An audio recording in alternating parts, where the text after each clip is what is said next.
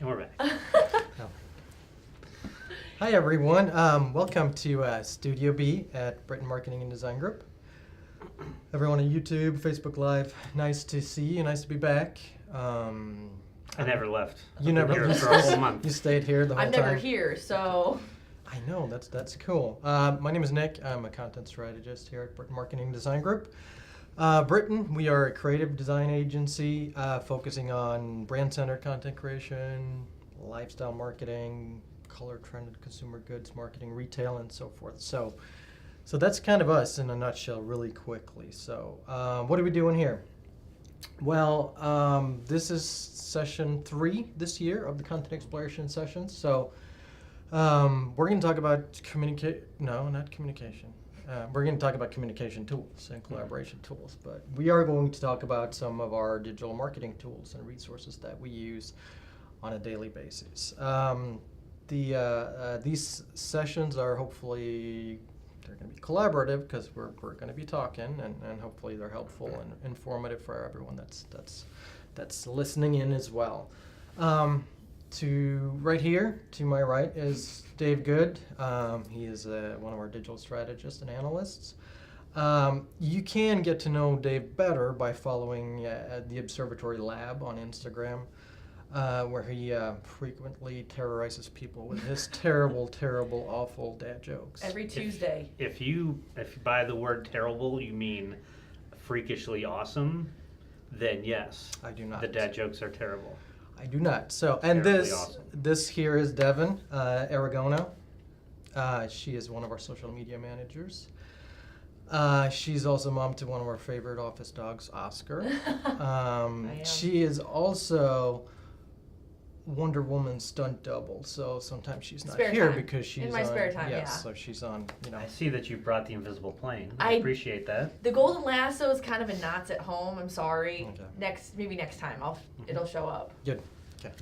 So today last year, the content exploration sessions, we talked just about different aspects of the content process, whether it's content creation, distribution, all that good stuff. So this year we're focusing more on a holistic campaign project kind of perspective, where we're looking at everything from the ideation process down to the analytics and reporting. So today we're talking about some of the tools that we're going to use. Next session we'll talk about communication and collaboration. Maybe that's why I was thinking about communication and collaboration. So, but today we're going to talk about tools and resources. What makes a tool good? Why do we use certain tools that we use, and so forth. So do you guys want to jump in and just start talking about communication, collaboration tools? That's a big part of what we do here. So, Well, I guess one of our big tools that we use all the time is for communicating and collaborating is Slack. And Slack is just a messaging tool, but it's got a lot of functionality to it. It's got a lot of integration with other tools. So not only can we communicate back and forth, but we can also integrate different alerts and notifications so that we know when somebody's sharing our blog or commenting, or you can integrate analytics alerts, things like that. Yeah. What makes a good communication tool in your aspect? It's got to be easy to use. Easy to use? It's got to be it's got to make your job easier and more efficient. Yeah. And how does Slack help with that? I know I have a couple of reasons why I love Slack personally, but I'll let you guys start. The GIFs. You love I was the going to GIFs. say, it's the GIFs. It's always the GIFs. Giphy is a fun integration, of course. I was more thinking about from a communication and collaboration aspect. I love Slack because of email. Because now the only emails I get internally is meeting invites and things like that. I don't have to chase inbox zero, because all of our internal communication is through Slack, and it's so much easier to manage. Like the tagging capabilities are really nice. So if I just need to call out in one specific channel with 12 people, I can just call it Dave and Nick, or AJ and Meg, or the entire channel if necessary. So I don't have to worry about who I need to see the message is getting the message. They are getting notified. Yeah, yeah. It's the opposite of email all replies kind of etiquette. Oh, yeah. So we still do at channel and at here and things like that in Slack. But everything once in you a can while. do in an email, you can do in Slack. You can share Yes. files. You can, get see that people have read your message and responded, and it's just easier. Without accidentally sending something to the client without you knowing it. That's true. That's because true. that can't happen That when can you're happen. emailing. She would know. I would know. Okay. One time. One One time. time. That one time. It happens. So what's your guys' favorite communication tool outside of Slack or outside of work? Perhaps is there something else that you use for communication? Snapchat. Yeah. Snapchat and text messaging is pretty much what I do. Yeah. So I those was would be going my to say favorite. Facebook Messenger. Oh yeah. That's another one that's just easy. Everybody's on it. It's easy to communicate. You can get an answer quickly because people have it on their phone, and usually have it set up for notifications. So it's an efficient way to reach people. Yeah, yeah. I hold grudges for a very long time when it comes to technology, so I'm still. Are you still, I'm like, still upset? mad You're that they still separated holding the out? apps? Yes, absolutely. So. It's been like 3 years. I Yeah, feel, and I feel like I'm On the upswing? turning. Yeah, I'm kind of warming up to the. I have been process. posting my life to Messenger Day, yeah. so that everyone can see my story, and you're not watching because you're still stuck on the see, whole and app that's thing. why I'm angry at Messenger because now I don't know when to use what. If everything's like a Snapchat version, how do I pick? What? You do them all. Yeah, but do you use the Yes. same content and all? Like, do you have to make it all different? I'm still figuring this aspect out, but I do like Yeah. I do. Collaborate with everybody. I do have more people on Messenger because it's connected to my Facebook Mhm. friends. So That's the thing that leaves that communication gap there for more of a curation standpoint, because who is going to, I'm speaking directly to like product hunt people, who's going to create the app that allows us to create one story and then share it on Insta stories, Snapchat stories, Facebook? I don't know that it's who's going to create the app. I'm sure there are plenty of people willing to do it. It's that there are too many walls up There's a lot within of all walls. of those apps. Yes. So you have to have And a I would really not, big I sledgehammer. would not bet against Facebook and Mark Zuckerberg. So Yeah. the only advantage I That's have found is like all the bloggers I follow mainly on Instagram, so I will check their Instagram stories because I don't generally go find them on Snapchat. So it kind of separated out some different people I follow. Snapchat's mostly for just my really close friends. Messenger, I know a lot more people are able to see it because there's a lot more people on Facebook that I have as friends than I would ever be friends with on Snapchat. are you necessarily. saying that I'm a close friend? You are. Well, I mean, it was, I work with you, Dave, so. What a great moment here. I Great just moment. I just touched your heart. You're welcome. Wow. So, Gift to you for the year. So from a communication tool perspective, what's the thing that is there a tool that you've used in the past and it just doesn't do it for you anymore? And it has a feature, it's cumbersome, it's something that it hasn't kept up with, or that's a no-no when it comes to communication? Yahoo Instant Messenger. AIM. I don't use AIM anymore. But is it because of the features or because no one else is using it? No one else is using Okay. it. Mhm. I'm still using ICQ, so can we have a cricket sound? I don't know what that No one is. knows what ICQ is. AJ does, so hopefully AJ can at least back me up on that. But anyway, so anything else about communication tools that you think is? I love the integration part of Slack, and I think that's one of the things why Slack has become just skyrocketed in adoption, because they integrate with all the tools almost, and it seems like whenever a new tool is released, it has Slack integration. That's one of the first things that they enable. So I think that's kind of helped them propel from just too many users to however many users they have this year. So, what's your favorite integration on Slack or feature on Slack? We've talked about Giphy. I was Yeah, gonna say it's so that's it, Giphy. yeah. No, the reactions. Those have come in great handy, especially when you start kind of adding in personalized ones, like the Yes. dancing parrot, I believe, is one of my favorites currently, or like the Olay girl. You can like respond and say, "Hey, I read this," without actually having to be like, "Yeah, sounds great." So it's just quick. Yes, yeah, I love the reactions too. I must say, but so Giphy is the coolest. I have no That's- reaction to the reaction. Yeah, neutral face reaction. Neutral face Okay. reaction. Yeah, well, But Slack also, again, and we could probably have a whole session talking about Slack. But it just bolts on to a lot of other tools that we use, social media management tools. You mentioned analytical data tools and things like that, and funnels it all into the platform we use to communicate and collaborate, which is so important, I think. Instead of having all these walled gardens of communication, whether it's email or whatever it might have been in the past, is now you can help funnel everything so you have more eyeballs on everything that you do. Ultimately, you have to have everything in one place. That's why the social media or messaging, apps see success. Like when something new comes out, the reason you don't go on it is because you don't know anybody there, because everybody isn't there. But it's the same thing with something like Slack. If it has all of the tools you need there and integrates everything, then you don't have to go anywhere else, and that makes it more efficient. Yeah, absolutely. Cool. So let's go to the next tool that we use, or next category of tools, content creation tools. Okay. So we use obviously a number of different tools. We try to limit the amount of tools that we use, but one of our primary tools that we use for content creation is Gather Content. We also use a number of different Google apps, Microsoft apps, Adobe Creative Cloud, of course. We're big users of that.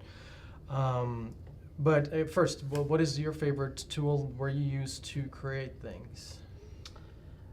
As far as creation, well, I do a lot of curation when I'm creating. So Feedly has been a big help because it puts everything, again, in one spot. It saves me time, and then I can use those sources in one place for blog writing and things like that.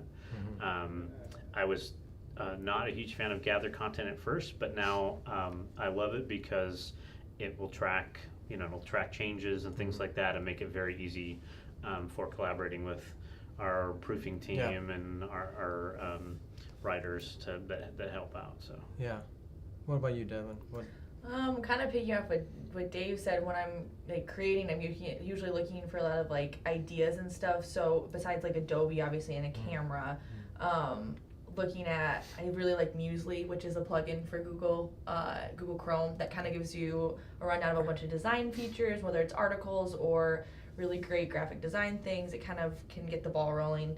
And Pinterest is always a go-to for me. It's because you can search by topic, and it's so great, and you just kind of can get an idea of what's going on in whatever realm you're looking for. That's a good point. Chrome extensions, I think. Oh yeah.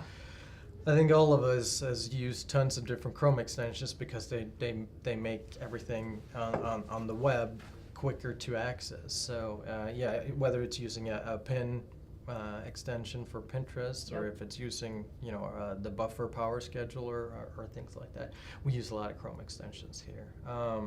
But Gather Content is probably our primary tool as it relates to creating digital content, written content. We use it for blogs, for web pages, for emails, for ads and things like that here, and we do like it because it does have a little bit more than just content creation features to it. It has a little bit of collaboration. It has a little bit of project management. It has workflow. What we really like about it is the fact that you can create this structured content and structured templates that is really customizable for whatever type of content you need to finally have to deliver. So we love the flexibility of it, and we can't wait to see where they're going to take the platform, because we've been users for a while, and they constantly kind of integrate things, and maybe they'll do a Slack integration soon enough. That would be cool. But yeah, we definitely like the content from that standpoint. Visual content. I'm not a designer. I don't pretend to be a designer. Right. Microsoft Paint. Microsoft Paint. Oh my okay, gosh. that's what you use. But there's some helpful tools for us out there that might be creating social media content from a visual standpoint. We can use Canva. Some of those services, and we've certainly used some of them. Canva, Buffer has one called Pablo, which streamlines the cropping and the resizing of imagery and so forth. I think Sprout Social has one that's called Landscape as well. So we use those when we have to. It's not our go-to when it comes to visual imagery here because we take visual imagery pretty seriously. So a lot of it is just custom that we do, and the custom stuff comes from our production artists and creative directors and designers that we integrate with here. So, any other favorite content creation tools or anything? Grammarly is a big that's a good favorite, one. and Hemingway, which are good for correcting my grammar Yes. and spelling mistakes and writing issues. Yes. Yeah, I would advise everyone who's doing in any capacity that is doing writing to use Grammarly as a plugin. But Hemingway, you mentioned Hemingway app, which is it's a readability. It'll give you a readability score and everything. It's a great place to throw in your first draft to eliminate hard to read sentences, use of adverbs. Spelling and things like that as well. It gives you a readability score and a lot of good useful information from a reading standpoint. So it's a great place for that first draft before you send it to proofing, because when you send it to proofing, you at least want it to look or be readable.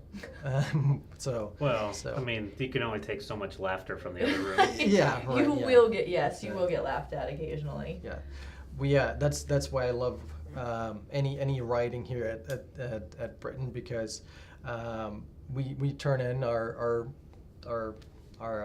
content and they make us sound really good. They so do. it's a nice safety net to have with our copy team. So any thoughts on bad content creation tools that you've used in the past, or what's must I didn't features? use them very much. Yeah.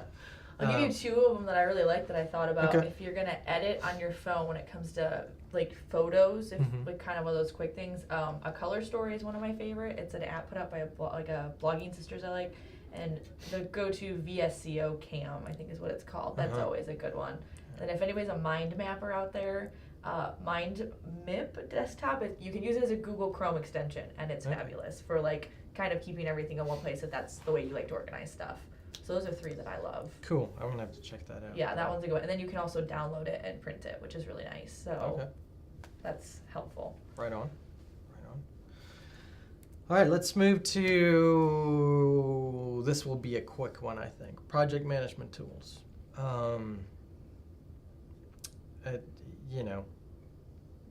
We've used a lot of different project management tools. There's so many out there.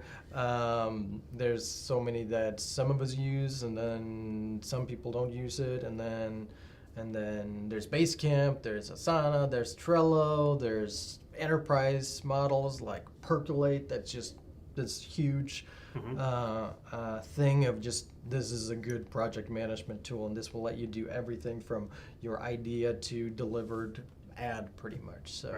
So from a project management perspective, any tools that you've used or would recommend or not recommend? Trello, I think, is very simple to use. So I think that's one that is popular and I've used quite frequently. Asana is a little more complicated, but can be really effective and gives you a lot of different functionality. You have to spend the time to set it up properly for it to be effective, or you end up probably being frustrated with it, so you don't use it. What are some of the other ones? Wunderlist is great. That's another good one. I like that one. Evernote I recently discovered, and that comes in handy for kind of even just a collective of everything, because you can separate notebooks from work to personal to reading lists and everything in between. So that one's been super helpful. And there's a kind of a blurred line between, because a lot of like to-do list apps and note-taking apps and things like that are bolting on more like project management features. So I think that's a thing that's both a good and a bad. The one thing with the project management tools is that there's no one that we've seen and tried and tested that has that whole holistic approach to project management. It's always that they really focus on a specific thing, and they do that really well. Mm-hmm. Whether it would be, the estimating process, the planning process, the calendar, the writing, the visual part, whatever it will be from that project, or they don't have collaboration features. Right. It seems like there's not a whole lot of them that do all of the things really well. Maybe that's where integrations come in as well.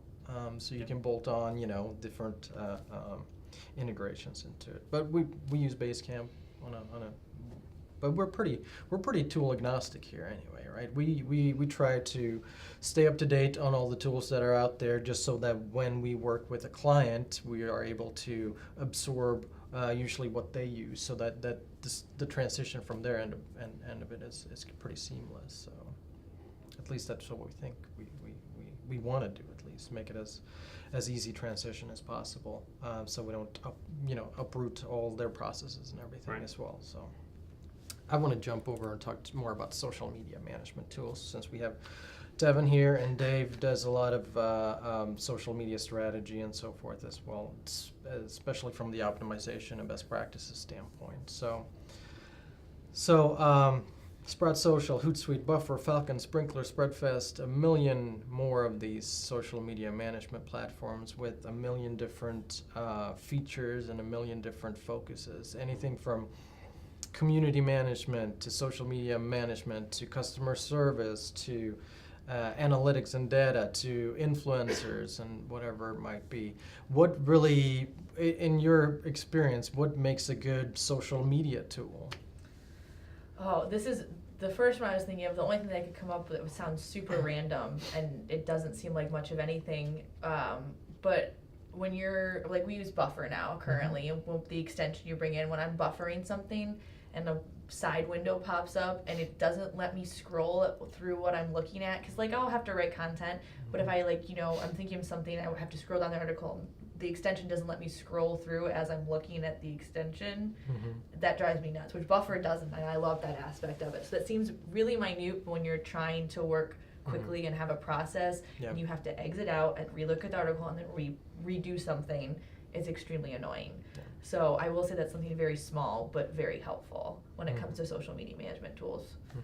I like the tools that have a mobile app.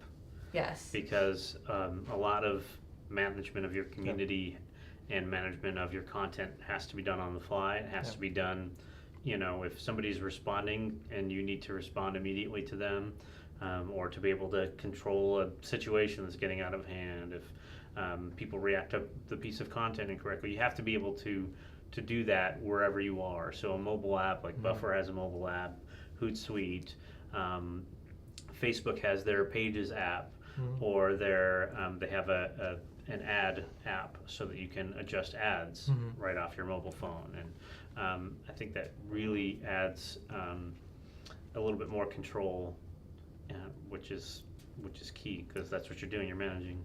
So would you say both of you kind of, a little bit at least, would you think that the number one priority feature in a social media management platform should be accessibility?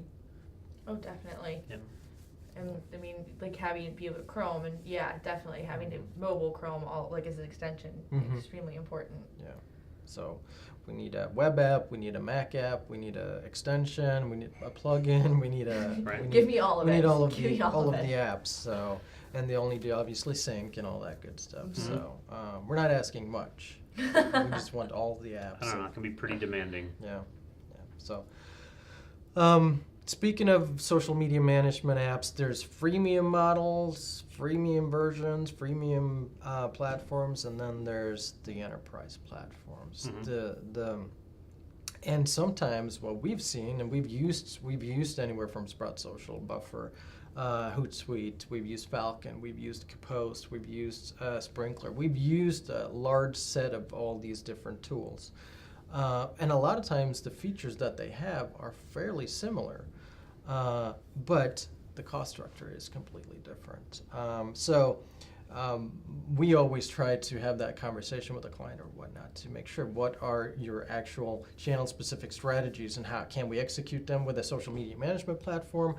If so, which one would it be? Which one fits your social universe? Right. Or, there still has to be a strategy for native managing as well. Because sometimes we need to harness those native features of channels, like we need to create Twitter moments, and we need to do Twitter polls, or we need to do carousels on Instagram, and that is not part of anyone's features yet because it's a new native feature. So, any elaboration on using freemium versus enterprise models? The cost thing is obviously big because that is an actionable thing that you have to contemplate as a brand when you move on there. But if you would give a recommendation, what do you think should be the first step for someone when they're choosing or vetting different social media platforms? Well, as far as freemium versus premium, I think you look at I think you test it out. A freemium model is easy to test out and to utilize and see if it has the functions that you need.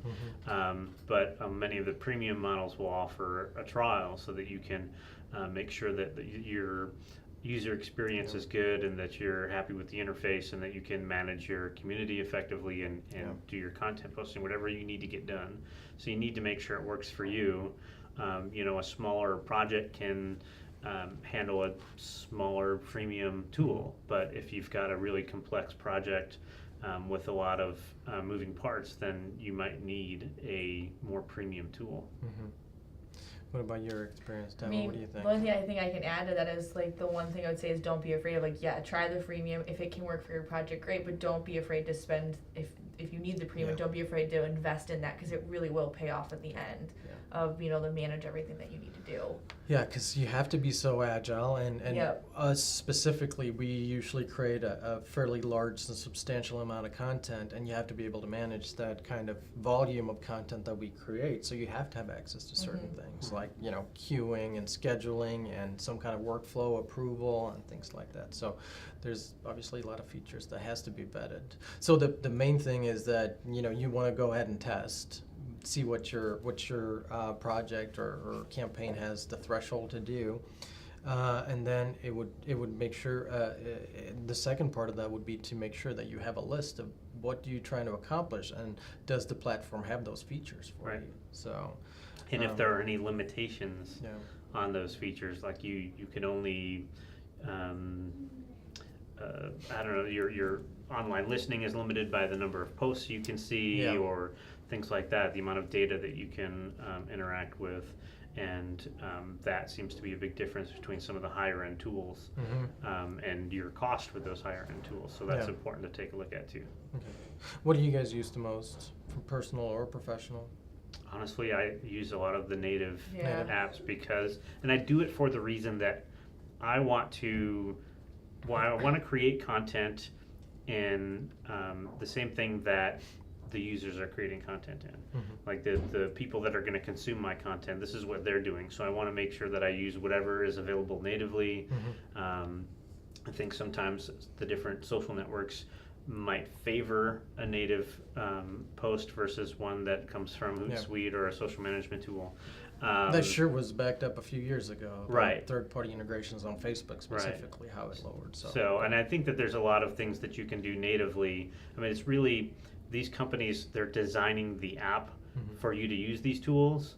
So while a third party has more functionality to fit your schedule and your efficiency, sometimes it's easier to just use what's there natively, and it might see better results, better reach, and better interaction, and that kind of thing. What about you? Sort of similar, but we've talked about how there's kind of a delay sometimes to what some of these platforms can actually do and what the native channels can actually do. And so I really like using natively because sometimes there's stuff that I can't do yet in some of these platforms, and I want to, by the time it gets there, I want to know how to be really good at it and how we can harness it and what can we do creatively with it.